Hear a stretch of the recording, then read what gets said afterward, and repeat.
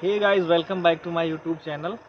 आज मेरे ब्लॉग का जो विषय है कि हम ज़्यादातर अगर कहीं बैठते हैं तो सुनने में ये मिलता है, मैंने उनके लिए ये कर दिया, मैंने उनके लिए कर दिया, मैंने उनके लिए कर दिया। तो मैं इस कन्फ्यूज़न को दूर करना चाहता हूँ। कोई किसी के लिए कुछ नहीं करता, आप एक माध्यम हैं।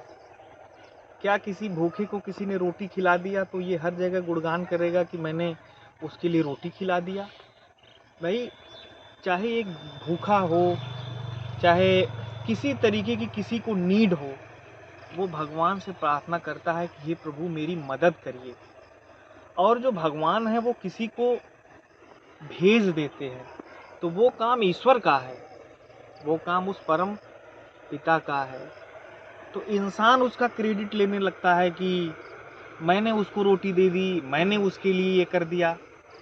अगर वो सच्चे दिमाग से, अगर ठंडे दिमाग से ये सोचे, क्या उसके लिए कोई नहीं करता है?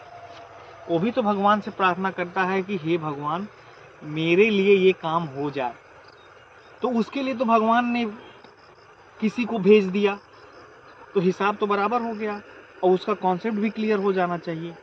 लेकिन वो समझता ही नहीं है, ये मूर्ख लोग हैं।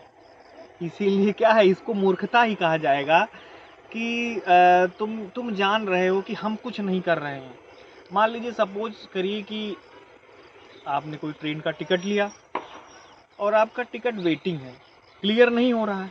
आप भगवान से प्रार्थना कर रहे हैं कि प्रभु मेरा टिकट क्लियर हो जाए किसी तरीके से। आप इधर उधर लोगों से बातचीत करते हैं तो कोई ना कोई निकल आता है, कोई सांसद आ गए, कोई विधायक आ गए, कोई जो है रेलवे के कर्मचारी आपको मिल गए, तो उनकी मदद से जो है क्या हुआ, आपका टिकट कंफर्म हो गया। तो ऐसे ही जो है ये पूरा संसार चल रहा है, इसमें कोई किसी के लिए कुछ नहीं करता, ये वो परम पिता करवाते हैं।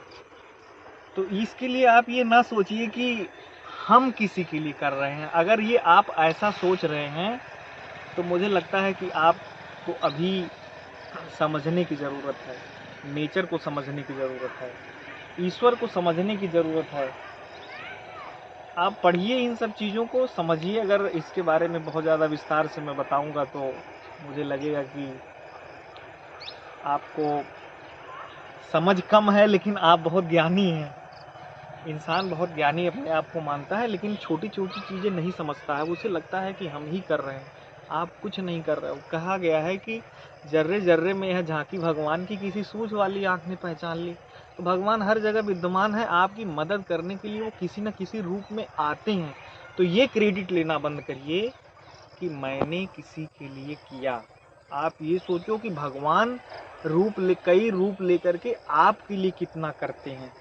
जिस दिन ये समझ जाओगे, उस दिन आपका ये कॉन्सेप्ट क्लियर हो जाएगा कि मैंने किसी के लिए नहीं किया, भगवान ने हमें चुना उस काम को करने के लिए। तो भगवान का शुक्रिया अदा करिए, उनको धन्यवाद दीजिए कि आपने हमें उस काम के लिए चुना। तो इसी के साथ ये मेरा ब्लॉग आज का समाप्त होता है। जय जगन्नाथ।